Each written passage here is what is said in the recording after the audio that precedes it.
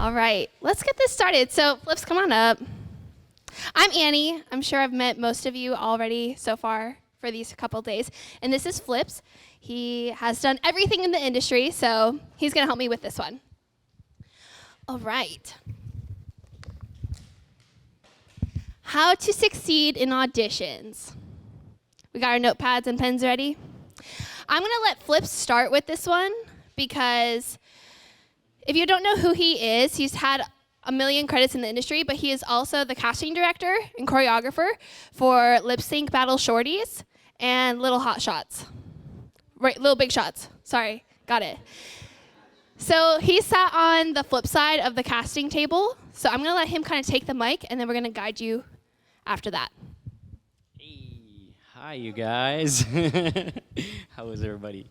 This is exciting, actually. It's like all the kids, but grown up. What I did want to let the parents know, I was a dancer for a really long time. I was able to choreograph, and then from choreography, with my connection to kids, I was able to help cast.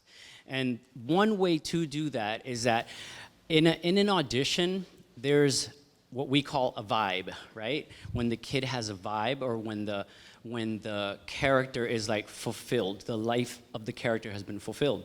So a lot of times, what I would love to tell the parents is to allow the kid to be free, right? So before they go to their audition, before they have their call time, they're reading lines, they're studying choreography, they're watching videos, they are trying to put their brain as far forward as they can, and then parents, mentors, coaches, whatever role you play in that child's life, there's multiple people trying to get the kid to book that part, right? That's the main goal, is to book it, to succeed, to get the part.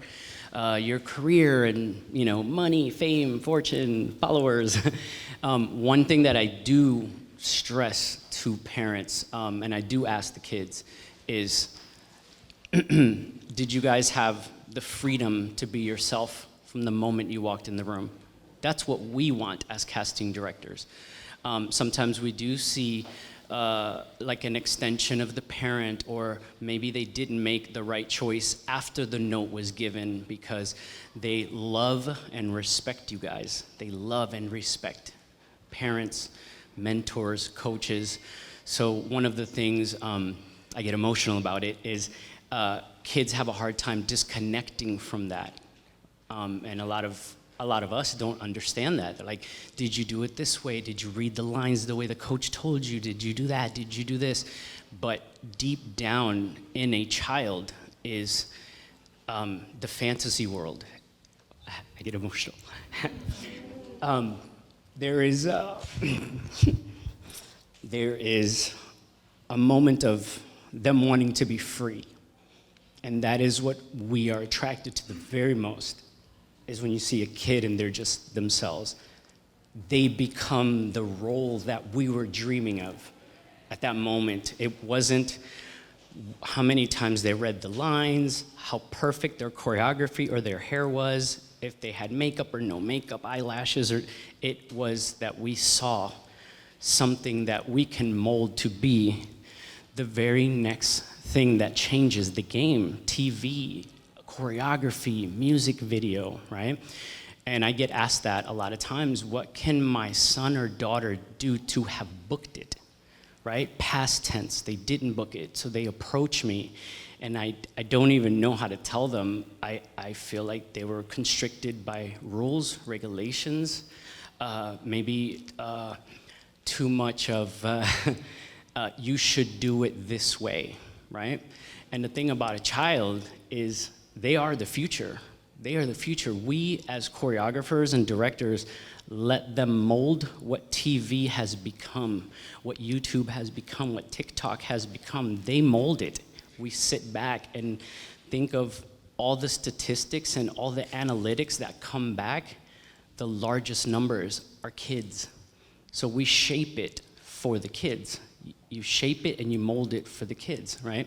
And then when they grow up or they grow out of it, that's the difference. So at an audition, the biggest thing I can say to a parent, mentor, coach, is implement as much as you can or want to, and then from that moment, let go. Let go and let them be free. Let them walk into the room, do what they have to do, hold their head up high that they did it. It wasn't like, we use the word puppet when you just walk into a room and you do what you're told, but then when you walk out, you still feel not fulfilled, you know? And sometimes that little inkling of imagination that they had in their mind is what we were looking for. And they had it, but they didn't do it. So how do you book the child that you know has it, but when we filmed them, they didn't do it, right? And we can feel that as casting directors. We see kids grow up. I've seen the kids, the biggest kids now on social media, I've seen them since they were like 6. Casey Rice and KK Harris since they were itty bitties. I've been in the industry for 17 years here in LA, but 25 ever since New York. And they hold on to that is being free. When they dance, when they perform, there's that freedom. So I think it's tough to tell parents like, let go, let go. But the other main thing was the connection. So when we're training our kids to go to an audition, there should be a connection into the sense of they feel supported, not constantly coached to the point where if you do it wrong, you don't even want to go back and get in the car and drive home to talk about the fact that you didn't book it. The support is what will strengthen them on the way back home or whatever, you know, car ride, or if you guys go take them out to get donuts, whether they booked it or not, is the support system is to listen. It really is to listen, because they've been told the whole time before they get into the audition what to do.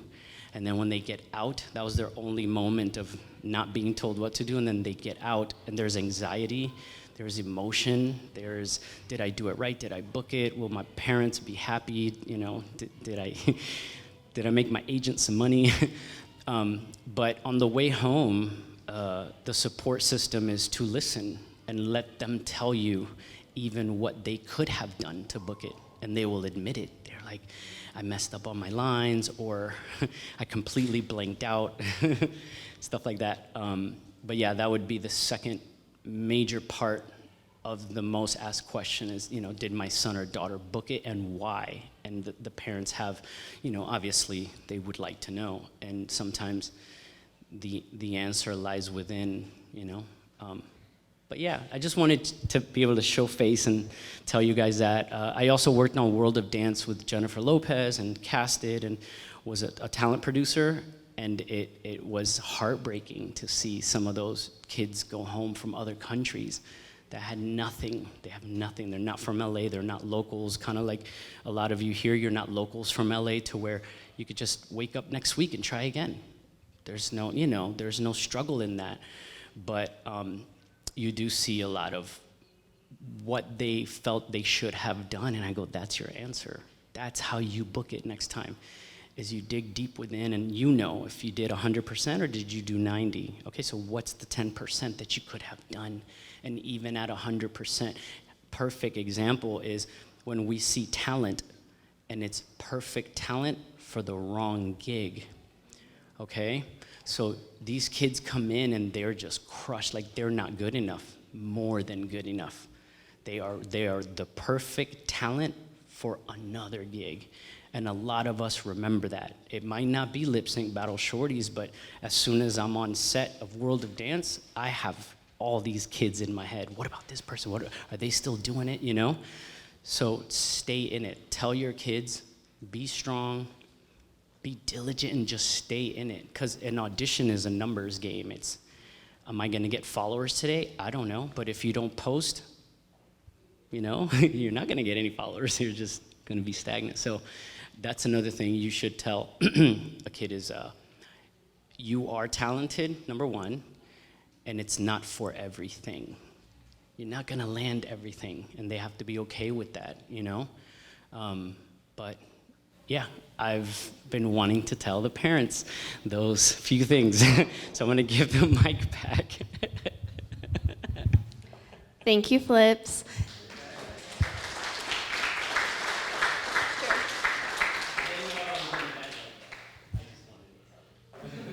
Yes, so he touched on amazing things that happen in the room. So now we're gonna briefly go over how you can prep your child before they even get in the room. So the biggest thing is you need to have your materials, your headshot and your resume before you walk into the room. So if you don't know how to do those, on the HDE website, there's a blog about what your headshot should look like. There's a blog on how to create your resume, your dancer's resume. It's not the same as a normal resume. So I always give this example every single year at every talk I give to. I went to a music video audition, and I'll make this fast. I went to a music video audition. There were 300 people in the room. And before we walked into the room, we didn't get numbers. We handed our headshot and resume to the casting assistant, and we went in and learned the combo. I saw the casting assistant, as we were learning the combo, separating the headshots and resumes into 2 separate piles. Didn't think anything of it, thought it was probably boys and girls. Then they called us to this floor, 5 at a time, by our first name since we didn't have numbers on. We did about 150 people. The other 150 people who did not get called, the casting assistant raised up the pile that she had and said, if you did not get called, your headshot and resume are in this pile and they were not stapled together. Please try again next time. It's a real thing. So if you think about it, they have a budget to book dancers. They also have to have a budget for booking space. And if we don't have time to sift through a headshot and a resume because they weren't stapled together, sorry, try again next time. Now, to be fair, it's not always that cutthroat. 90% of the time, there are staplers roaming around so you can staple your headshot and resume together. But right there, 150 people missed out on that audition because their stuff wasn't stapled together. So it's coming. You want to say anything to that? There's truth to that. Yeah. So it's just coming prepared with extra headshots, extra resumes. I mean, your water bottle spills in your bag, do you have a backup? You know what I mean? Things like that. You know, your number comes off in an audition, it happens all the time. Do you have safety pins? Even though it's sticky, it flies off if you sweat a ton. So it's simple things like that your child could potentially not book the job because they don't have the correct accessories almost even. So that's one thing.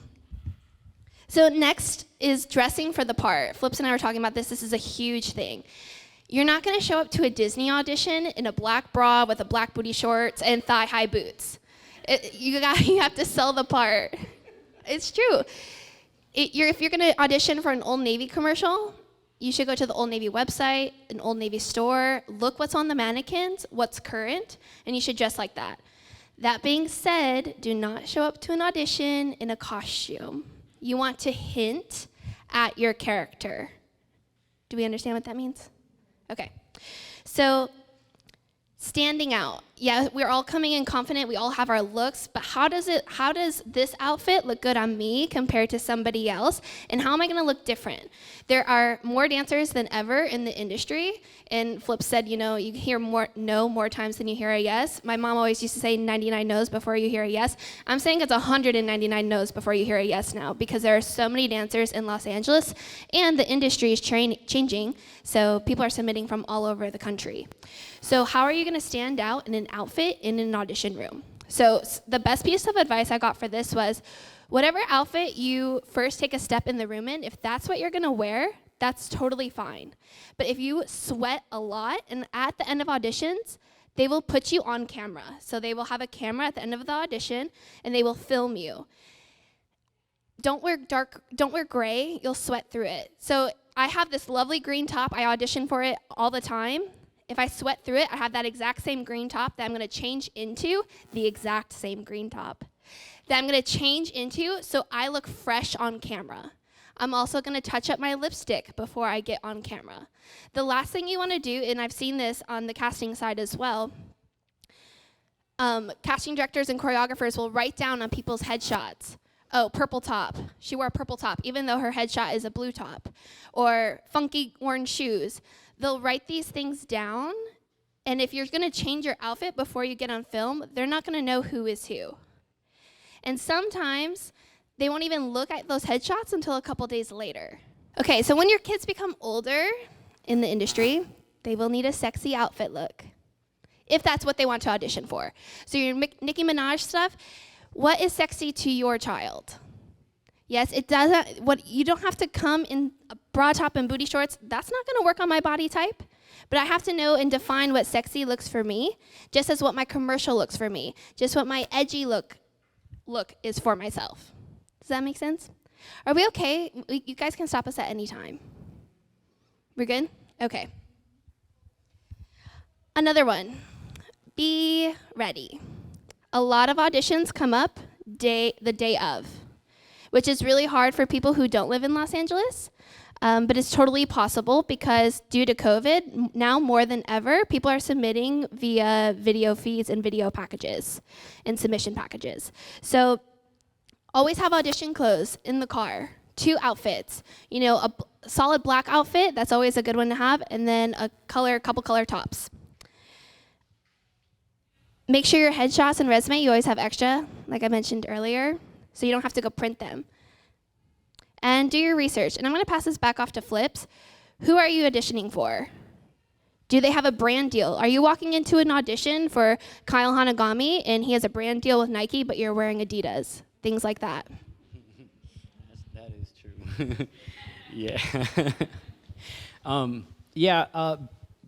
Basically, just to piggyback off what she's saying, we are looking for the part a lot of times creatively that's already been decided, but we haven't seen the person that can fulfill that role. You want to try, by doing your research, you get as much information as you possibly can as to what the brand, the director, the producers, or the artist like and don't like. There are artists out there that will not hire people based on looks or what they're wearing.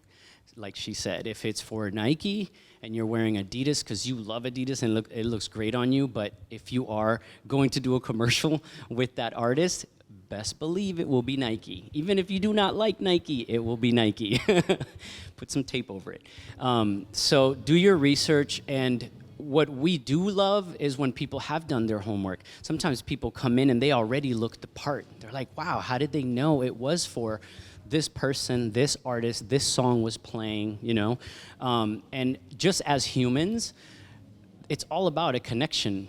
That's what it really is about. It's about a vibe. When that person comes in the room, do we feel their vibe? Is there a connection? What do they look like? They fit the part. Because again, directors, producers, and casting, it's something's in our head, and when that child comes forward, ding, the light comes off, right? So the more research you do, the more equipped you are to be able to help them book it, which is the best part, because it's like a team thing, right?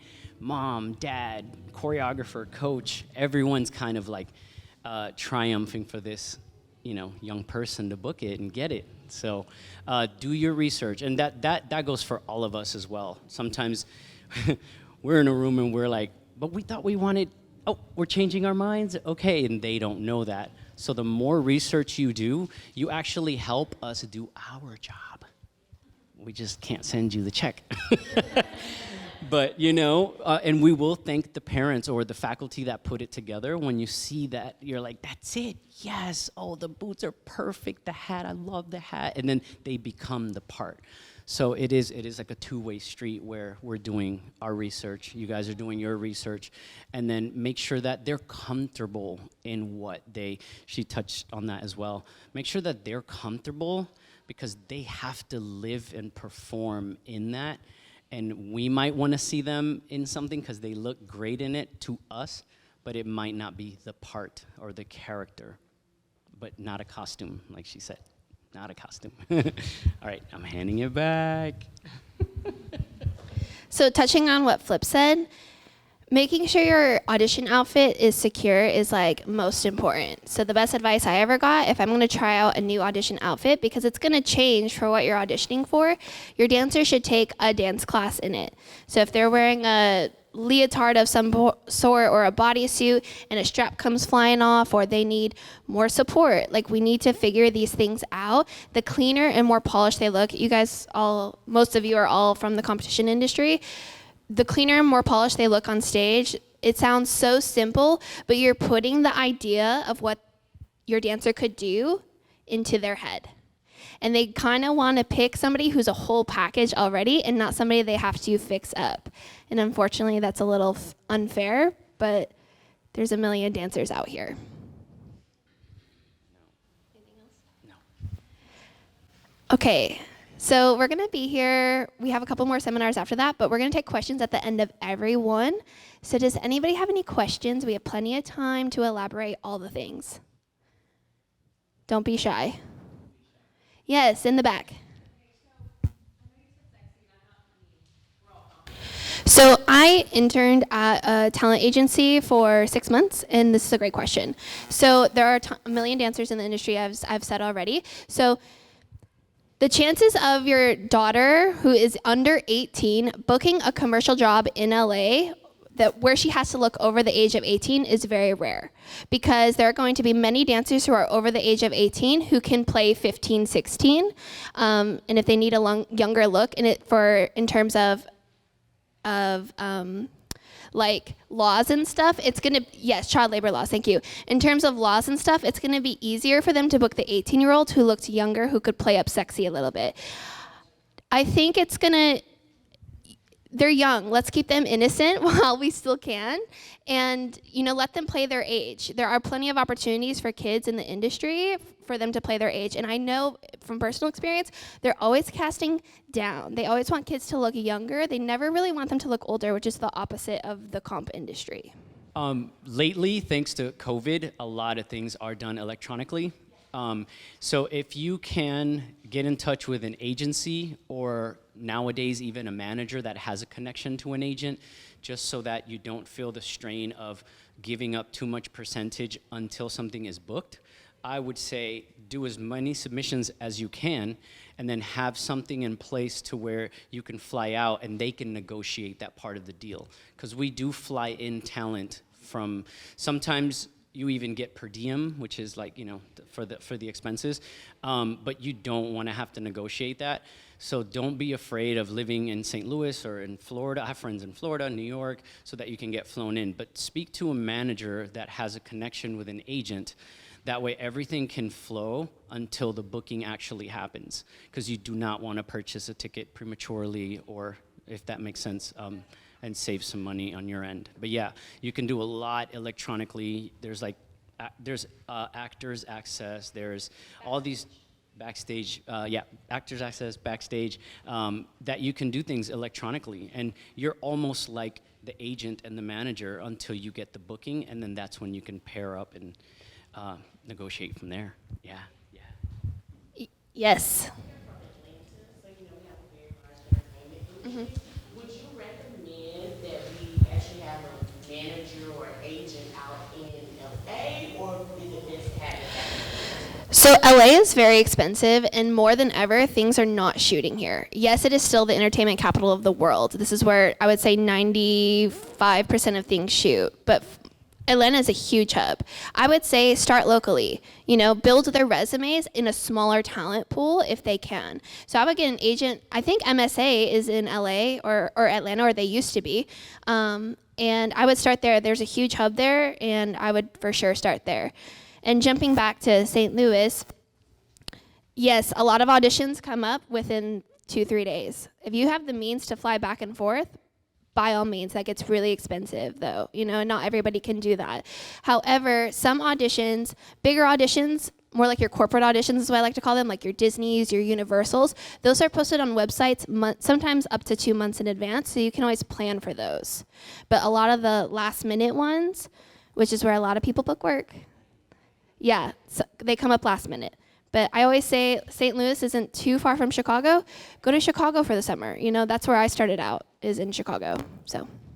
Yeah, it just depends. That's when their agent has signed up with to use, but for acting and stuff. So we're now.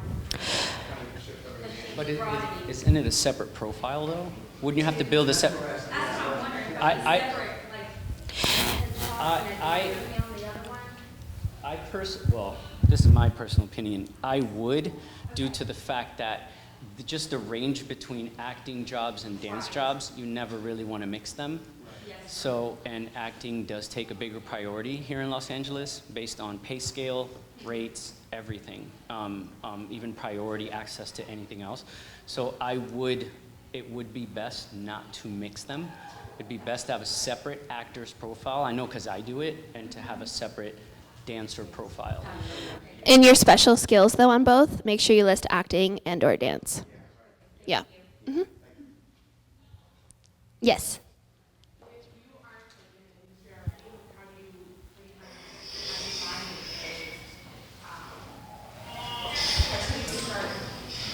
And, so you're asking how would you get started in the industry if you're not in the industry, right? Yeah. Correct? Okay. So Social media. well, yes, social media is one, to be able to showcase their talent, and then two, if you have pen ready to jot down. Yeah. So if it's dance related, there would be MSA, McDonald Selznick and Associates.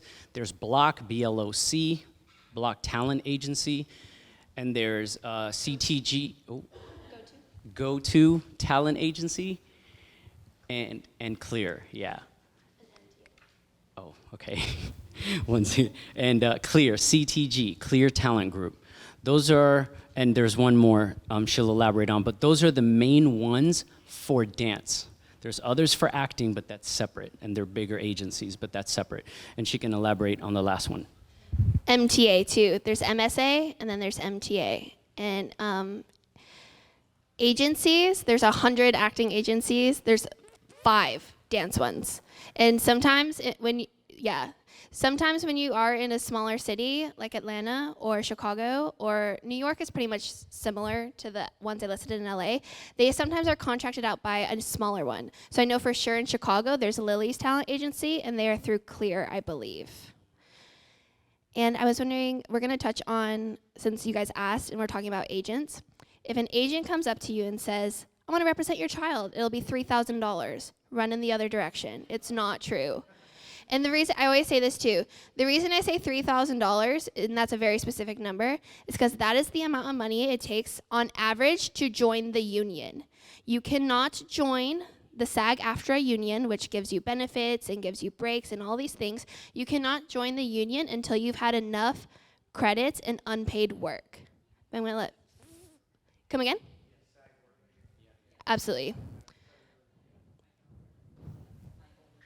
Mm-hmm. Yes.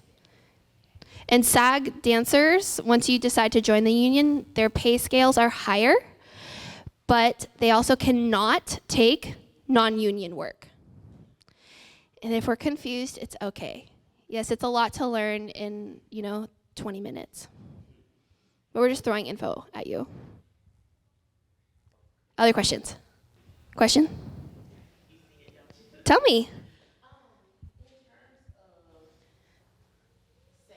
From what I understand, like union and non-union work, right? So like, let's say my child is an extra on a dance show or something like that.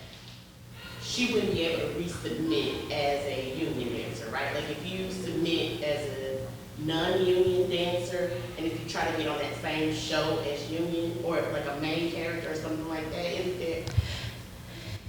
Not for dance. There are very few circumstances in acting where they will pull you as if you're auditioning as an extra, and they're like, hey, let's have this person read some lines. I've seen it happen like one time in my life where they're like, okay, let's pull this dancer up and have her read lines, and then she becomes union for that job. Yeah. You want to round it out? Round it out? No.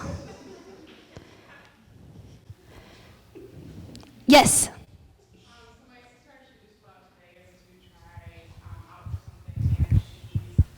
She was approached by somebody years ago at a lesson she completed at her age, and she said, like, contact me, follow up with me, I want to see you in Hollywood, and she never did. She needs to, like, shine that sense of following up with stuff like that.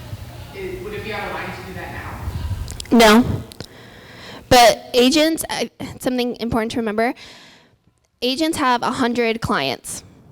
And like I said, where there's only 5 dance agencies, there's at least 150 to 300 dancers per agency that are signed. Yes, some of them are on tour, some of them are working, some of them are taking time off, but get your name out there. Send them all your materials, headshot, resume, reel, your YouTube channel link, your Instagram link, all these things. And if they contact you, great. And if not, then you tried. And it's okay to resubmit. I always ask this question. If you are not represented and you're trying to get representation via submissions, not in auditions, submit once a month. Don't submit every couple days, once a month. You don't want to slam their inbox because they will get annoyed. They do. Just thinking back on what you had asked, you said agent and manager. Sometimes if you contact the agent and let's just say they're not looking for that type of talent at the moment, it's not that you couldn't reverse engineer it and ask them, do you know of any good managers? Because managers nowadays are doing a really good job of booking people work. So what they do is they team up. What managers and agents do is they team up, which gives you a better chance to book a job. So that's not to say that because they do have hundreds of dancers that they couldn't point you the right direction to a manager, because managers take on less people. So you just reverse engineer kind of the the code.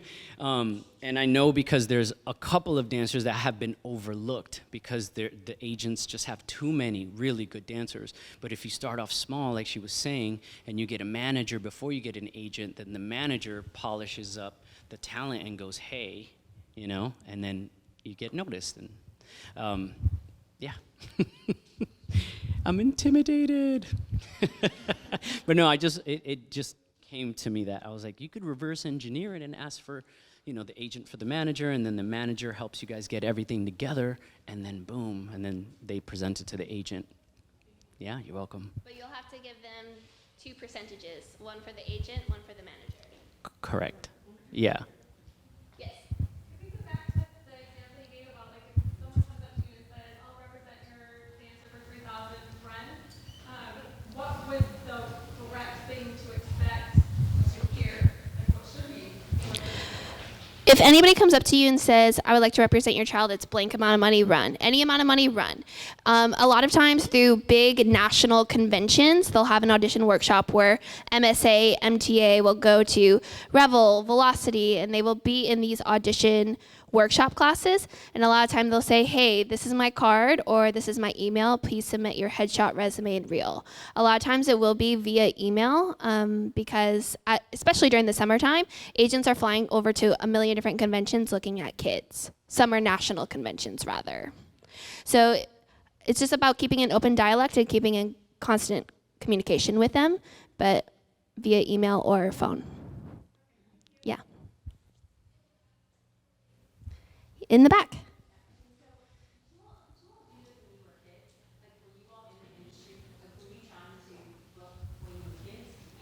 I was not. I started in the comp industry like most of your children. I took 1 year off when I was 16. I had ACL surgery, and then I went to college for dance. And then 4 years after that, I moved to LA, and I've been here. It'll be 4 years in like August.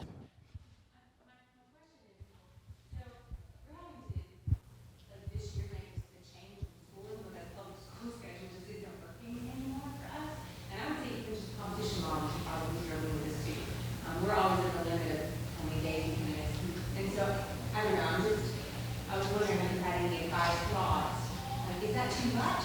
I mean, I don't know. That's probably the wrong thing. I'm just like wondering, like, at what point this will come to dance or the dance. I don't know. It's just a constant battle in my house. I would say a lot of the kids that are now in the industry, because they do get schooled, homeschooled, but in the production and in the production hours, we do see them succeeding fairly quickly than those that don't take the chance. So in a time like COVID, where it is very hard to get education, I don't see it far-fetched for a lot of people to try it to move closer to LA and to try it, because once they book, they're going to go into somewhat of a similar learning curve with just 4 hours on set, but you're making money and you're booked, instead of dealing with a public school system that's still trying to get it together, and you guys are just wasting time. They're not getting any younger, and that happened with World of Dance. So COVID hit at the end of World of Dance, the last season, and it really threw a wrench in a lot of stuff. But the professional dancers that were young, that were still able to just get homeschooled on set, were the ones that were actually being able to continue to book. Because you don't want to be out of sight, out of mind, right? And the same amount of education time, if it's allotted for that child, I think it might as well be in the industry. You know, because right now, it's very tough for the kids to get the proper education when they could actually be booking as well. Does that make sense? Yeah. I hope that answer, I know that's just the question that you asked, but I hope that helps. Yeah. All right, that's going to wrap up this session. We're going to take like 2-minute turnaround, and then we have Miss Kristen Farina to help us with social media. So let's give it up one more time for Flipz. He's working with your kids all week.